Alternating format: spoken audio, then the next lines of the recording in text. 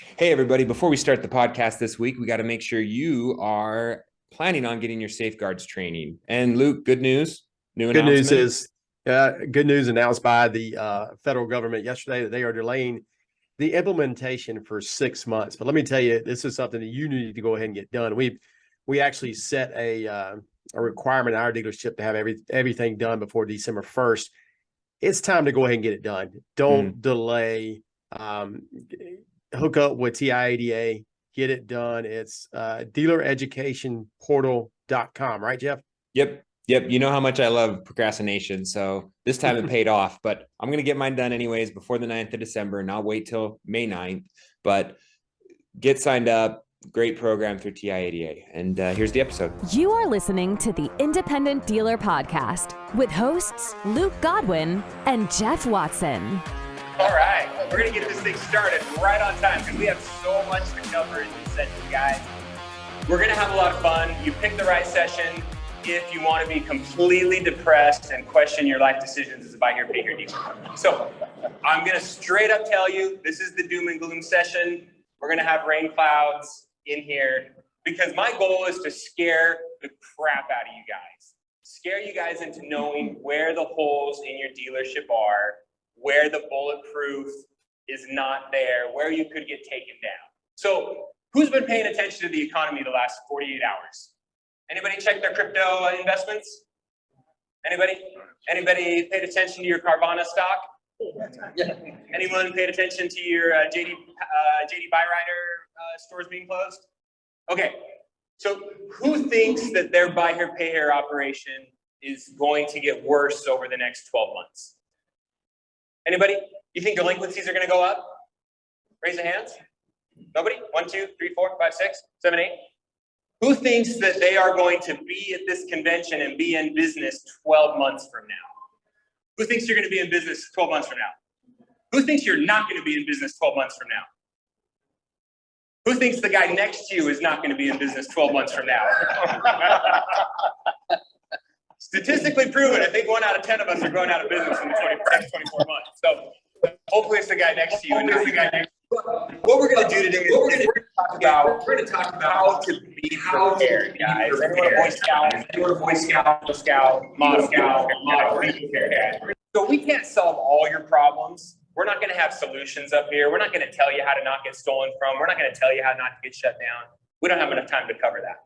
But what we are going to try to cover is all the ways that you could go out of business, all the ways that you could crash and burn, all the ways that you could get taken advantage of, stolen from, and have your doors shut. So we're going to try to cover some of that stuff today, or at least as much as we can. First off, I want to introduce the panel. These are great operators that have had some experience in these different areas that we're going to cover, and they're going to share their expertise with us today. So as by way of quick introduction, I found the best photos of them I could. I'm going to have them each introduce themselves. Kendra, tell us, where are you at, real quickly, the size of your dealership, what's your business operation? Sure. So Kendra Brown, my husband and I, Charles, we have a... Just real quick, Charles is very closely related to our President Biden, so that explains the sniffing picture, okay? It's just genetic. It's early on. That's a great picture. I love that picture. No, so we have a buy here, pay here lot, small operation in Houston, Texas, on the north side of town, off in North Shepherd. We've been in operation since 2013. I come from a background, I worked in the buy here, pay here industry in my dad's lot, which he ran for over 30 years, passed it down to my brothers, and then we decided to start our own. So I've worked in the industry. I've seen things just as an employee in a dealership, buy here, pay here, and then also as an owner myself. Made a lot of decisions, bad and good, along the way. I'm happy to share them with you today. Awesome. Tony, before Tony was a dealer, he was actually a hairstylist. So this is the picture of him when he was trimming hair. But Tony, what do you do now? Yeah, so hi everybody, Tony Caldwell. I'm a co-founder, VP Operations of U-Drive Auto. We've got 6 locations. 4 of them are in Texas, one's in Ohio and one's in Kentucky. I started my journey actually on the new car side. So I've seen both sides, and I feel like that's given me a little edge as to what new car dealers do versus used car dealers. There's a lot of differences in compliance and processes and things like that that have helped me excel. Now, obviously, I've made a shit ton of mistakes also. So my goal here is to tell you what I've went through and help that prepares you for what you guys might go through. And I just want to help everybody hopefully succeed. Yep, thank you. And this is, I grabbed this picture of Jonathan. It's him and his CFO looking over their delinquencies. Jonathan, where are you at? What do you do? My name is Jonathan Howdy. I'm in Fort Worth, Texas. We're a buy here, pay here operation. Been in the buy here, pay here since 2014 as an operator for the last 3 years. Focus 100% on the Hispanic market. And that picture actually represents what our year has been. So I'm in the perfect session. So I hope to share, some of those steers with you that we have with them. The little ones just looking at their inheritance, just like we just destroy. Like that. And I mean, there's Gordy. So Yeah, whatever. we can skip right over that one. No, just kidding. Gordy, please. Gordy Termolin, humble, lovable buy here, pay here dealer from a little town in Illinois called Freeport. We're small in scope. We sell 15 a month, give or take, service about 200, about a $2 million portfolio right now.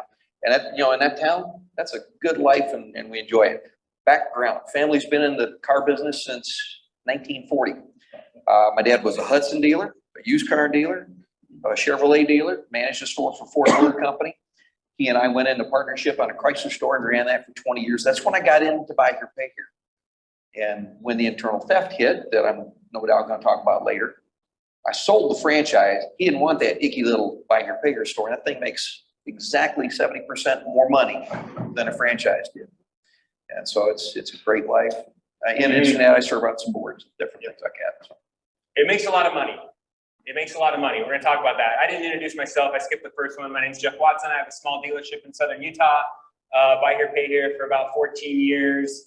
I also host a weekly podcast that me and another dealer buddy put on every week. So I am by no means an expert, nor have any reason to be up here other than Janet was desperate for presenters and I said I'd do it. So luckily they're not paying me, so I don't know them anything. Small things have massive consequences, guys. Anybody around alive when the Challenger or the Columbia shuttle situation happened? Yeah. So you guys know the situation there, right? This is a picture of them leaving the atmosphere. And you can kind of see a little bit in this loop. A small piece of foam came off the fuselage. Piece of foam about the size of this desk, I think, 24 by 36, something in that area. Came off during launch as they were going up into space, right? Nobody noticed it. Nobody saw it. A very, very small group of analysts thought something might be up. They thought something might have gone on. And so they tried to sound the alarm. They tried to make people aware of, hey, we think something happened during takeoff, but it didn't get anywhere, right? Nothing really came of it. Nobody ran it up the flagpole. Nobody said, hey, we need to stop this thing from moving forward. We got a real problem. This reentry thing is not going to go well when we have a heat shield that might be damaged. And sure enough, a small heat shield, size of a cell phone, something like that, was knocked off of that leading left edge wing on this takeoff. So they're up in space doing their thing, and they're like, hey, let's get back into the atmosphere. It gets hot, right? It gets really hot. It gets intense. Things get crazy. Stuff's happening. We have that at our dealership. Cars are coming. Sales are great. Volume's going fast.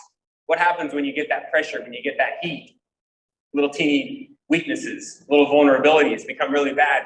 6 astronauts lost their life in a matter of a couple minutes, re-entering the atmosphere, right? First, a little bit of shaking. First, a little bit of drag, something's up. Hey guys, we see something on the sensor, something's going on. And then obliteration, tossed out in the atmosphere, burned up, suffocated, dead, done.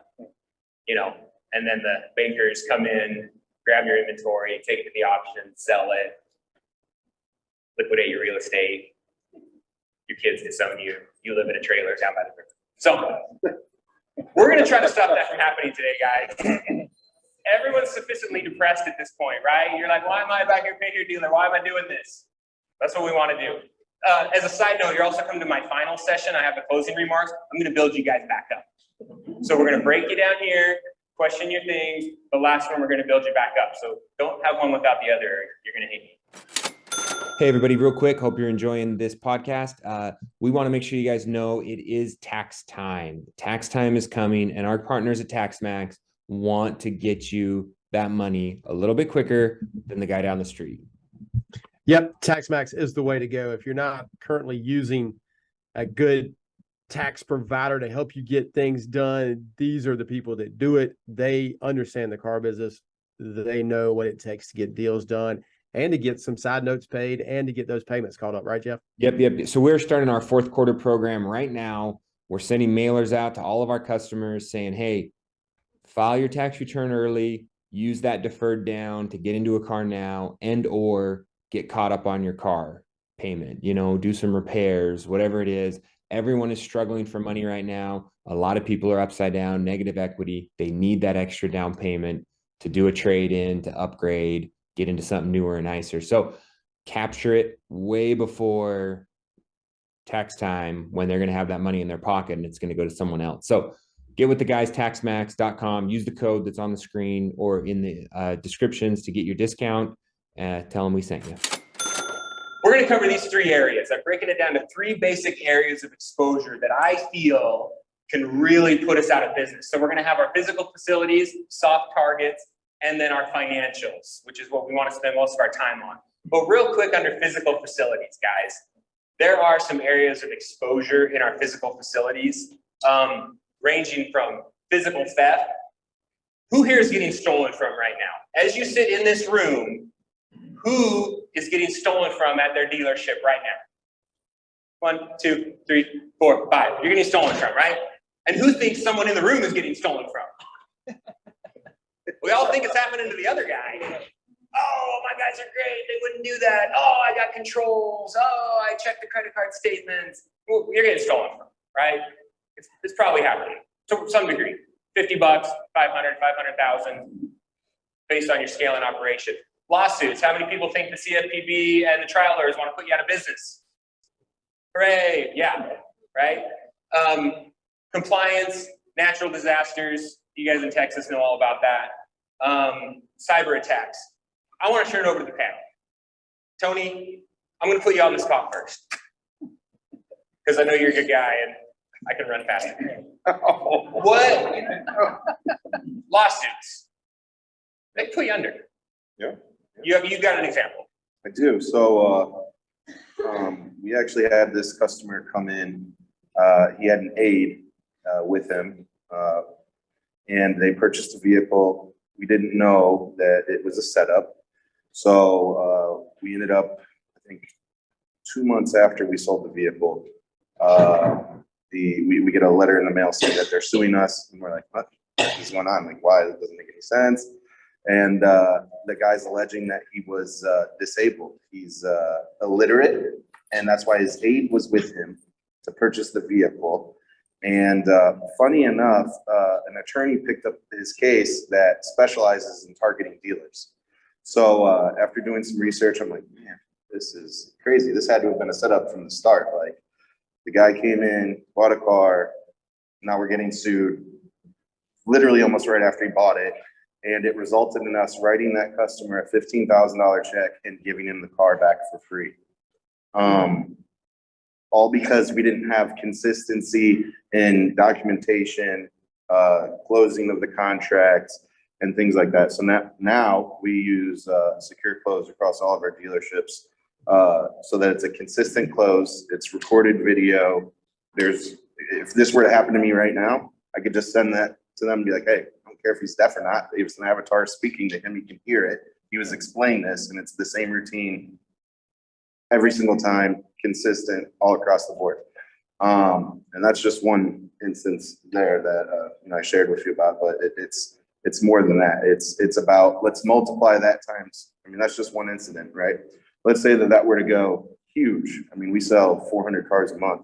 Let's say that were to happen to 10%. I mean, that 15,000 instantly is upwards of $100,000, $200,000, $300,000 just from one simple mistake. So my advice to you is just educate yourselves, think about the little things, and don't don't trust the consumer. I mean, we all want to believe that they're our friends and they're going to pay us, and you know, they are providing our I mean, that's how we live, right, from our customers. But they definitely do not have our best interests. So you have to make sure that you are protecting yourself from any liabilities while also serving the customer. So that's my take on that. Anyone in the panel want to add to that? You know, one of the things, when you close a contract, it takes such a long time to try to close that customer on a deal that at the end of it, you're ready to go like this. So if you're not checking your secretaries the way they're closing the contract, or even you yourself going out there and shaking the customers, if you have any questions, or even have an after the sale process of calling and saying, this is when your payments are due, do you understand this, do you understand the other part, then you're opening yourself, you know, for a situation like this. And I don't care how small or big you are, they're coming. Yeah. So what would have happened had Tony, this trial lawyer, had not been, or this lawsuit attorney had not been satisfied with just one? What if he said, oh, wait a minute, you're saying Tony missed the signature on box A and box B of the retail installment contract, times that by 100 deals a month, times that by the last 10 years? I smell a class action. You know, I smell a lot of money and I see some deep pockets. You know what I'm saying? So we need to be looking at all of those little areas of exposure in our compliance. Are our documents right? Are we continually auditing? Can we use a system like Secure Close to make sure that there's consistency? Guaranteed someone right now is having a deal closed at their dealership and that salesman is saying the wrong thing, correct? Or the salesman saying, well, here's our finance price and here's our cash price. You know what I'm saying? I never taught you that. Where'd that come from? Natural disasters, guys. Remember, talk to your insurance, talk to your open lot, talk to them about your flooring line. We all have more cars on our lot, a higher dollar amount than we did when we first wrote our policy. If you have $1 million in cars and your coverage is 600,000, oh, that's fine. What's the chance of all 100,000 getting wiped out? Only 600 gets wiped out. No. You're only 60% covered. It's not a dollar amount, it's a percentage. These kind of things we need to know. I have a personal one on cyber attack. My old DMS in my dealership was housed on an internal server, right? Everyone just like cringed and like you kind of puckered a little bit, like internal server, no thank you. That's what we did back then. Luckily, I'd switched over to a cloud-based system. 24 months later, I had a cyber attack, right? They somehow got into my little internal server where at the time we only had documents, shared documents, you know, Word things.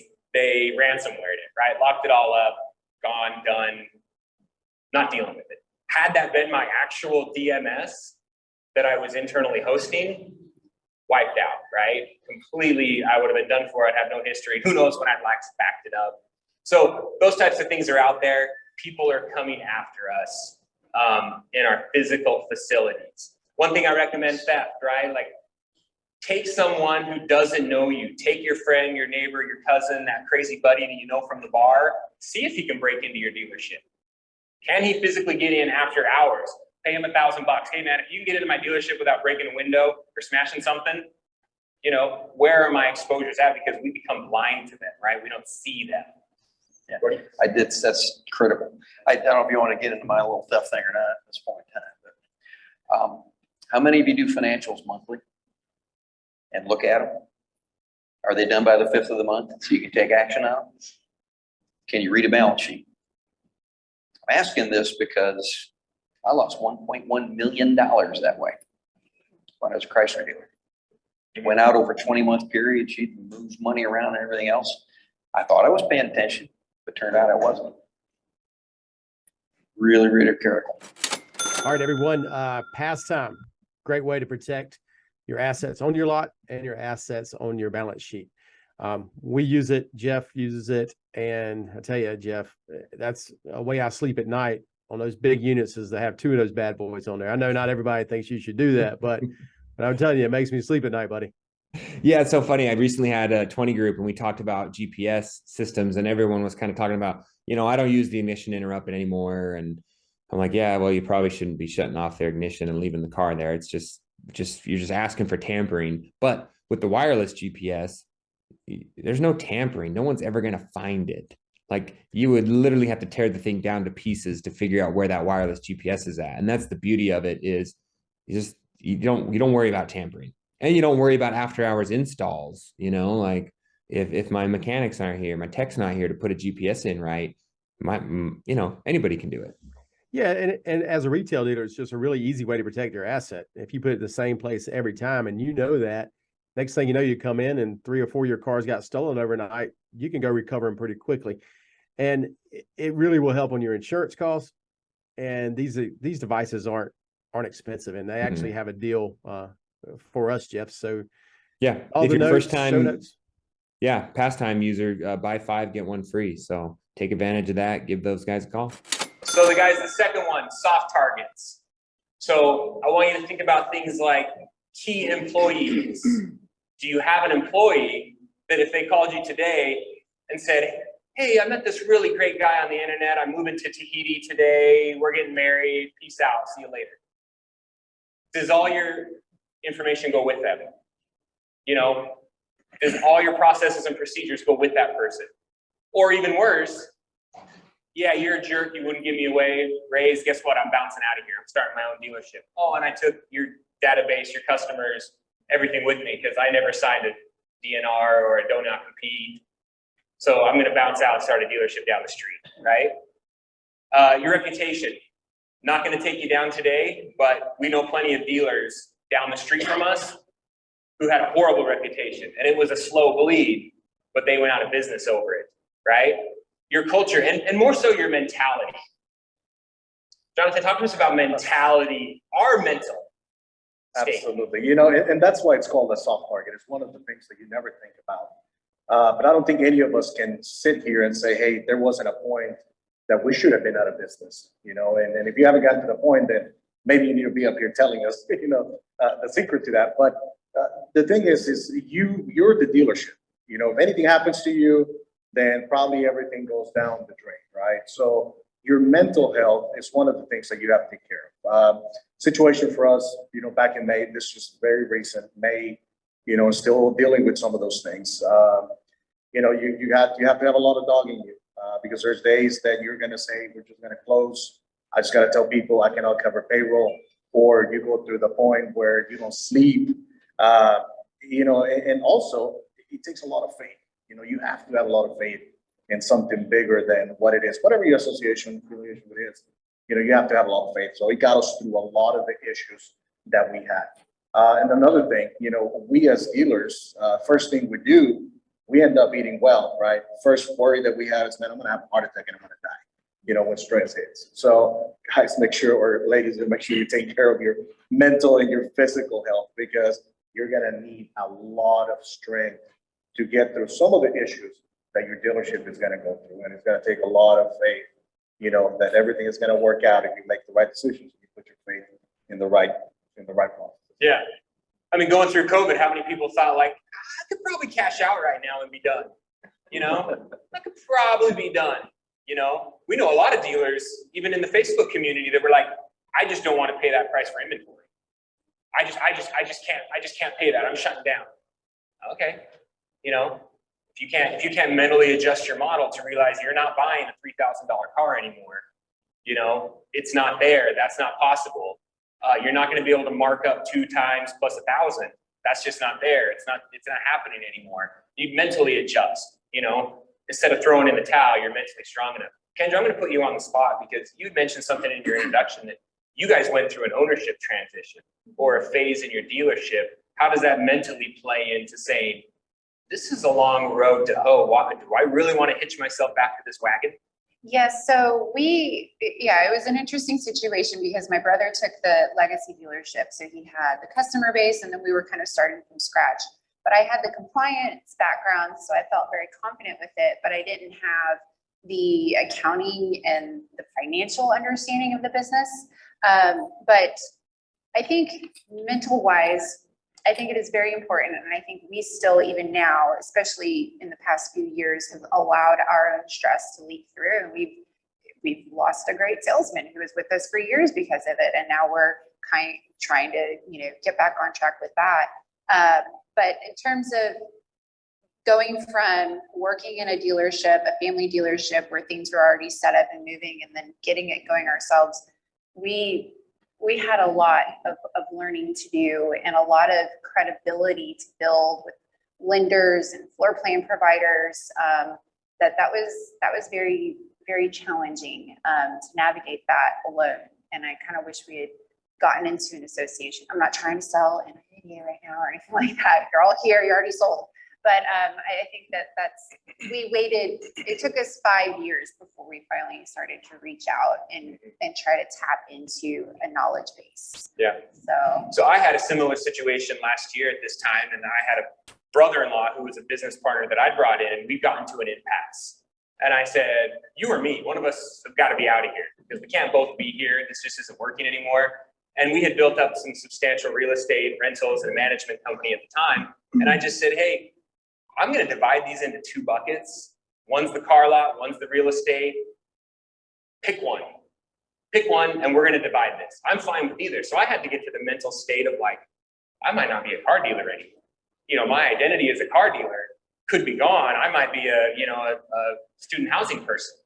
And I had to mentally get there so that I was okay with either bucket going either directions. And when he picked the real estate, which I kind of knew he would the whole time, now I'm like, oh, okay, now I own this dealership 100%. All my eggs are in one basket. This thing better freaking survive, right?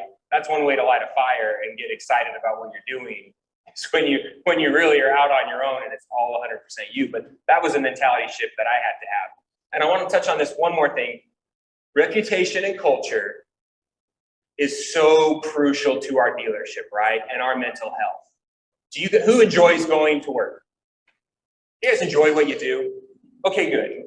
I'm going to plug my final session, the 300 interview thing. We're going to build you up then. We are the scrappiest of scrappy entrepreneurs, guy. We are it, right? We are it. So love what you do. I always joke in an interview, hey, we spend more time with each other than we do our own family. So true, right? We spend more time with our employees and our people in our dealership than we do with our own spouses. We've got to enjoy them. We've got to enjoy going to work. We've got to enjoy what we do. And we've got to see that what we do, nobody else does. What? You give those guys a loan, you charge them 24.9% interest? Yeah. You want to refinance him? I'll send him to you. You're going to charge him less? Let me send you over there. You know, no one wants to do it. They don't want to do it. We do it. So just remember that. Hey, everybody. Buckeye Dealership Consulting, great sponsor of the podcast. They have been for months and months and months. Great guys. Obviously, we all tell you every single week to get your reinsurance program going. One thing that really dawned on me was my CPI game is horrible. I am not good at getting my guys to sign my customers up for my CPI program. If you don't know what that is, go back and listen to some of the other episodes on reinsurance. But CPI, it's basically, I mean, it's money that my customers are giving to other businesses that they should be giving to me. And that's what reinsurance is you're taking back the money you're giving to everyone else, Jeff. And it's doing it in a tax deferred way. CPI, I tell you, I was a naysayer for years, Jeff. And I think I shared some information with you via text about how much money I think I left on the table. It's millions of dollars, people. And so I would hate for you to leave millions of dollars on the table because you're not using a reinsurance company. Buckeye is the place to go. And Jeff, we also got the big DPG event coming up in January. So come on, let's do it. Yeah. Talk to the guys at Buckeye, check out their website, click the link in the show notes, and get signed up, and we'll see you in Florida. With the couple minutes we have left, guys, I want to get into financials. This is the biggest thing, right? We could get stolen from, we can get sued. Very rarely do we just get knocked out of existence by a hailstorm or a cyber attack. We can recover, we're scrappy. We have an employee leave, we'll figure it out, right? We get down for a while, we go buy another yacht, take a vacation to the Caribbean, we come back, we're rejuvenated. If you lose your financial footing, there ain't nothing that can help you, right? That is not mental. That is very hard to recover from when you start losing your financials. Gordy, will you get a little bit more into what you talked about and how that could possibly happen? A lot of it, Jeff, loops back into some of the other things we've talked about. By the way, you're being a real Debbie Downer. I just want to. I said I would be. I told you guys when you came in. Yeah, so let's go back to 2000. Okay, and I'm a Chrysler dealer. I awarded the Time Magazine Quality Dealer of the Year. I'm all just rocking. Everything's great. We got 72 employees in 3 locations, and we're doing everything right. Dad had a heart attack. I got an educational thing for the city that I'm working on, and I got 65 teams doing things. I just wasn't paying attention as I should have. That's on me. So bank comes to me, December 23rd. Great time to have a chat with your banker. Laid a demand letter, a 30-day demand letter on my desk for $763,000. And by the way, when you tally what's coming up, it's 1.1. And I'm a God guy. We're talking about mentality. Okay. I had to let that go so that we could celebrate Christmas as a family. And as I did that, there was something in my personality that said, you know what? I got skills, faith, and family. You can have the rest. That got me through this. But day in and day out for darn near 2 years, I fought these people. I caught them trying to sell the franchise without permission. I used that against them. They got every nickel. When I finally got clear of the doggone thing, the guy didn't want my buy here, pay here. So we came back, and now it's a one-man operation. There's not 72 of us. There's me. And I'm running collection calls. My dad's answering the phone while I'm gone. And we built it back up, and it was fun. But what I got out of that, we isolated later on after the office manager was gone. We found cash reports where things were missing, isolated to a 20-month period of time that she had taken this money out. And it had gone out in a number of really, really gray areas, receipt board with white out on it, lunch for all the girls in the office. She had a relative that bought a car. We could never find where the money actually came in, just a whole myriad of things. Hired a private investigator. Her husband was a on-the-road trucker, bought a truck with no lien on it, semi, okay, had a heart attack in Monroe, Michigan. We flew her there.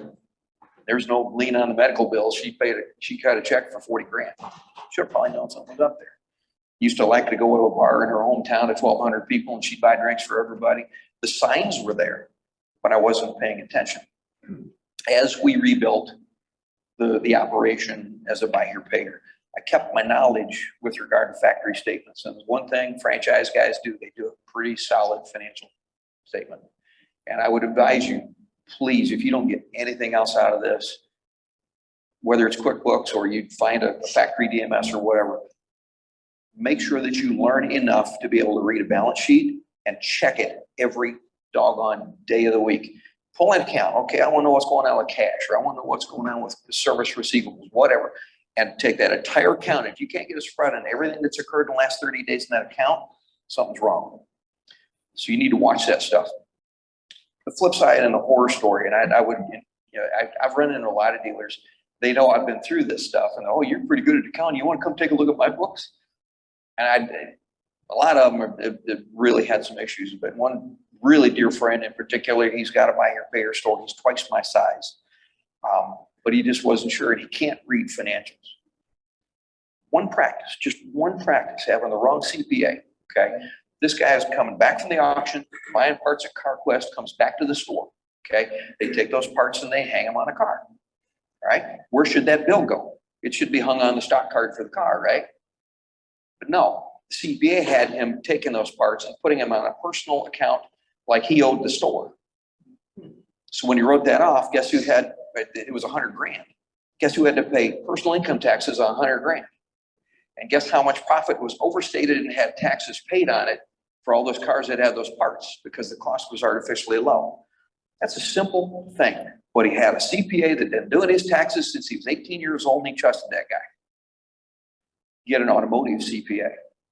Ask your friends at this convention, talk to the guys in your 20 group, get someone who understands automotive accounting and can help school you on that if you're not certain of yourself, and track every nickel. In my store now, the statement is done by noon on the 1st. That includes every single receivable account down to the penny, which I think is probably a regulatory issue too, because I can assure a customer that no, this computer and that one both say you owe me $4,278.37. It's just a security thing. I would strongly advise you to do that. Get the education. Make sure that you know exactly where you're at. You can weather these things. You can find lines of credit. You can do a lot of things if you're on that, like smell on trash. Without it, you're in trouble. It's so hard, guys. As car dealers, we know the ins and outs of vehicles, right? We can tell if this car was manufactured in the Alabama plant or if it was manufactured in New York just based on the color of the bumper and the fade in the headlights, right? We know those things. Unfortunately, we got to be financial guys too, right? We've got to know enough to know when the guy who's supposed to be the expert is telling us we're good, that we ain't good, right? Or know enough to ask the questions so that we can find out if we really are good, right? So P&L, balance sheet, statement of cash flows, right? I mean, Ken Shilson said it in the earlier session. Cash is all that matters, right? We can fuddy-duddy, selling our notes into our RFC and discounts and this, that, or the other. Cash collection is really what matters. Kendra, you have an experience with an RFC, right? Correct. So, and this is the part where when we entered the business, we had a huge knowledge gap on the financial side. So we started off saying, well, hey, I'll do the bookkeeping. I'll find the accountant so that I can figure it out. And knowing your numbers is the most important part of your business, right?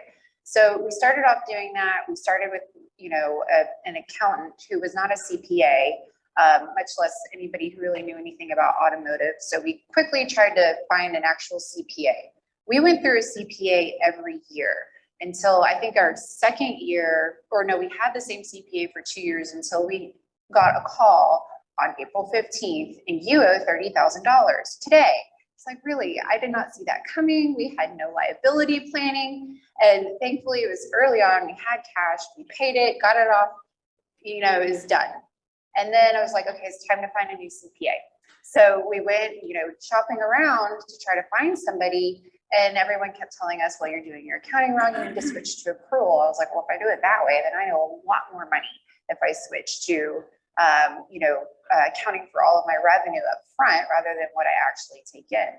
So then I just kept reading and learning. I read all of the accountants. Like I think SGC had some articles and I read up and I'd call them and ask them questions. I'd call the free accounting people at the association and get as much information as I could until I finally landed with a CPA company who, supposedly specialized in my industry and setting up RFCs. And so I was like, okay.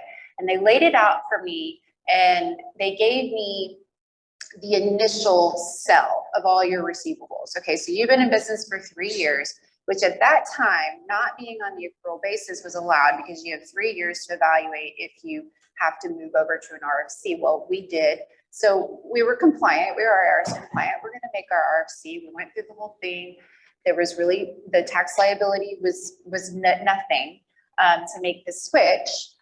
And I knew what they told you is, okay, so whatever you did those previous 3 years that you didn't account for that are in your receivables, you're going to owe. We're going to tack those onto your personal income for the next 4 years. So even if I lose money and I show a loss, they're going to tack on the extra. It was $1 million at that time. So I was going to add on an additional $250,000 for the next 4 years. Well, the first year was fine. The second year was okay. I think it was like the third year. No, it was the second year where now we owe $75,000. And it was like, what? And we had the cash, like we could pay it off within the time frame. And our big mistake there was not getting better advice on different ways we could parse out that $75,000 over time. And so that cash is king. Don't let your cash go. We did. We paid it all in a year. We paid, but then we had no more cash. So we still had 2 more years of tacking on the additional $250,000. And so, but I mean, we made it through. We're still here. That was, I think we're out of it now. We're in our second year of being past that. So we're in a rebuilding phase. Like, how are we going to capitalize things? Where are we going now? Because we've never really we've never had to leverage our portfolio. We've always just had a simple floor plan and a simple line of credit unsecured, and we've been just fine with that. So word to the wise. Yeah, so 2 things there, guys. Who's been surprised on April 15th? Anybody? Your accountant's like slides the paper over and you're like, no, take that back. That can't be right. I didn't make that. Look at my bank account. The money's not there. How can I owe that when the money is not in the bank account? Well, it's in your receivables. Well, it's in your inventory. And it's like, well, I can't do anything about that. Like, so be prepared, plan ahead, have an accountant that's going to have that conversation with you in Q3. Here's your tax burden, bro. If you keep on this trajectory, are you ready for that? Well, of course I'm not ready for it. It's tax time. All my money's in cars out back waiting to get into the shop. My shop's backed up like crazy, right? I don't have it. So be ready for that. The other thing you said was having the availability to tap into something. Does anyone have financial statements that they could say, oh yeah, hey, I'm good. I'm going to shoot those right over to you, Mr. Lender. Right now, here you go. Take a look at them. You guys all have lines of credit right now. Everyone that raised their hand, right? You got tight books. Those of us that don't have lines of credit that might need one, is our stuff tight enough, right? Or are we running our dealership in a situation where it's like, well, yeah, I've got all my kids and my aunt, my uncle are all on payroll, and I fund my reinsurance company to the nth degree, and I'm trying not to show any profit at the end of the year. And then it comes back to bite you when you need to try to explain to that lender why you're not making any money, right? Do you have something? Absolutely. I want to touch base on the overhead if I could. Yeah. There's a lot of your cash is not only tied up in inventory and things like that, but it can be in the overhead. I mean, it's nice to have somebody to get the paper, to give it to the other guy, and then the other guy staples it, right? It's nice not to have to get involved as an owner, as an operator. But the truth of the matter, it goes back, you're the dealer, right? You'll get to that point, and we learned this. We had 15 employees, and right now we're down to 5. We haven't lost any sales. We haven't lost any traffic. We honed in on what we were good at and what we were not good at, and then we moved on. And the typical thing is, I don't want to fire somebody because I don't want to pay them. It's going to be a lot cheaper, trust me, if you let go of that employee, pay the unemployment if you have to, than to hold on to somebody that's complacent, somebody that's not doing their job. And it could be just the little things. Look at your vendors, look at a lot of different things, because right now it's the time, to look at those, because you have money coming out the back pocket quickly. I mean, it'll fly real quick. Make sure you're the final signature on that paycheck or on that any check that you write. I mean, there's just a lot of different things that you can do, but money goes like this, guys. You have to look at that every doggone month too. Mm-hmm. When COVID hit, we still had a little bit of a line of credit. We've paid it off now on capitalization for our buy here bear portfolio. But I called up everybody that I owed money to and said, hey, these are going to be tough times. I think somebody needs to take a haircut here. 3 out of 4 of them bid, and I knocked rates down from 7.5 to 5 and different things like that. They're selling money. They just want to get their return. They're more than happy to sell it for a little bit less, as long as they know they're going to get it.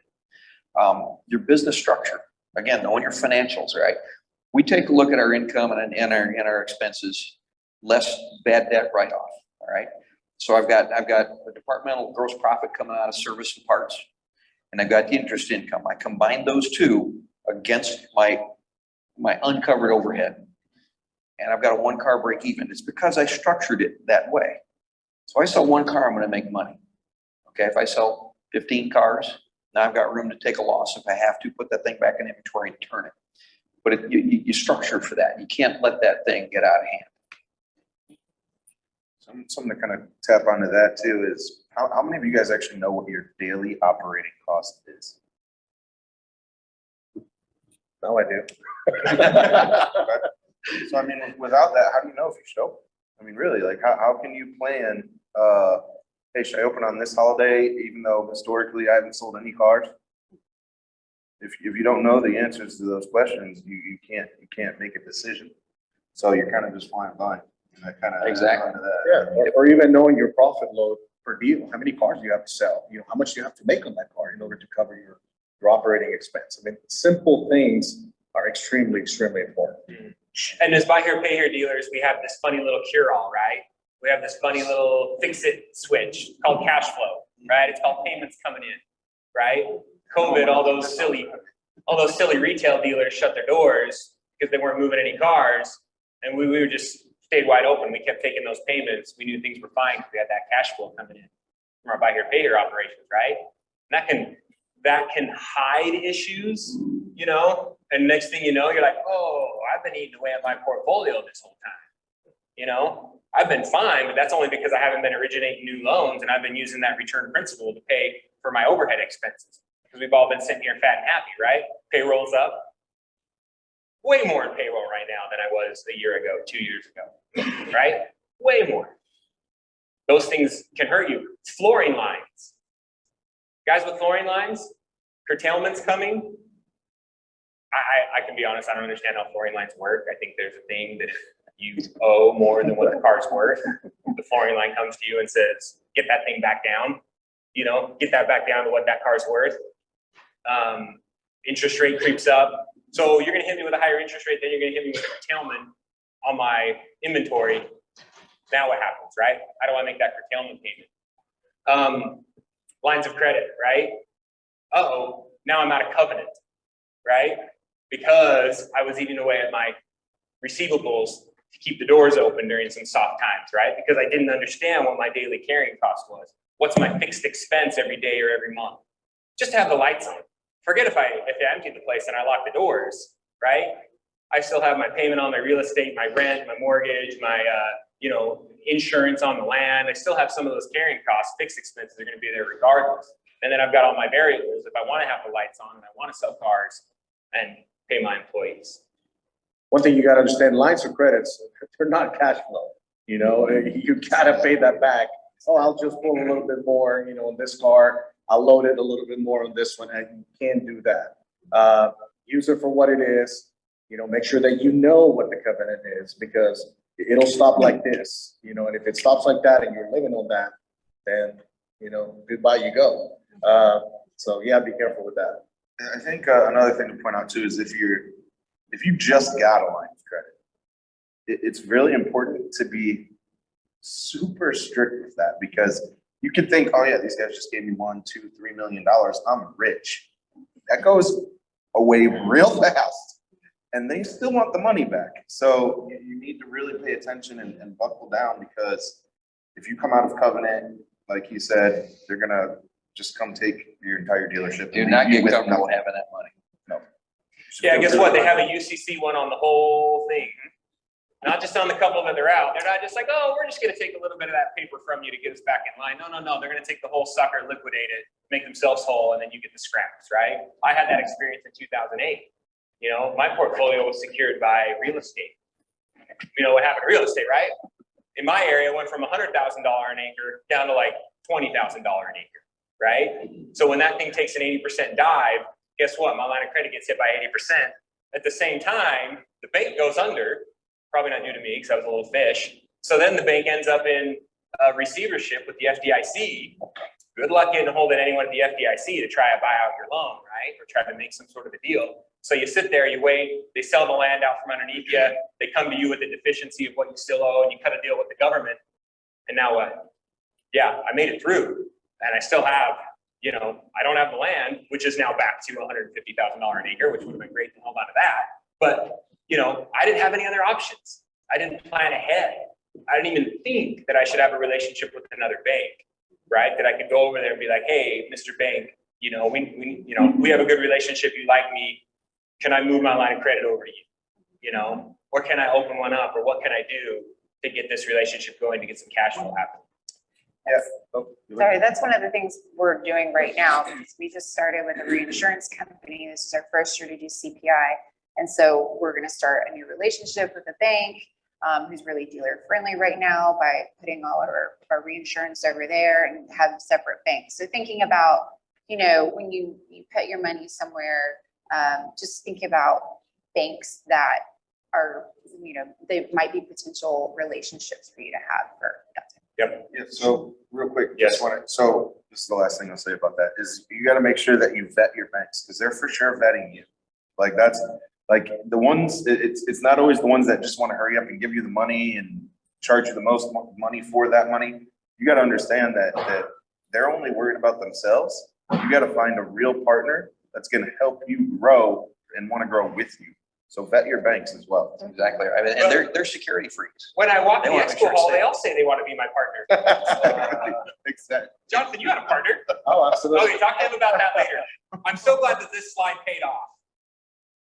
Sorry, Gordy, you talk too much. No time for questions. Guys, I have 2 seconds left. They got the red light. This is when Janet pulls the plug out of the wall and kicks me off the stage. Just be aware. We've tried to cover as many bases as possible. I hope you guys took notes of all the things you're going to go back to your dealership and look into and inspect. And you're going to talk to other dealers. You're going to talk to these guys. You're going to talk to the expo hall. And you're going to find solutions for the holes. You're going to find reasons why the foam is coming off your fuselage, hitting the wing of your plane. You don't even know it until you get stress tested. And then, kapow, the whole thing blows up. You're dead, you're out on the street, you're living in a trailer, your wife left you, your kids will call you back. We don't want that. I know I've been doom and gloom, guys. Again, come to my final session. We're going to build you back up. But thank you so much for being here. Dealers helping dealers. Please leave us a review and subscribe.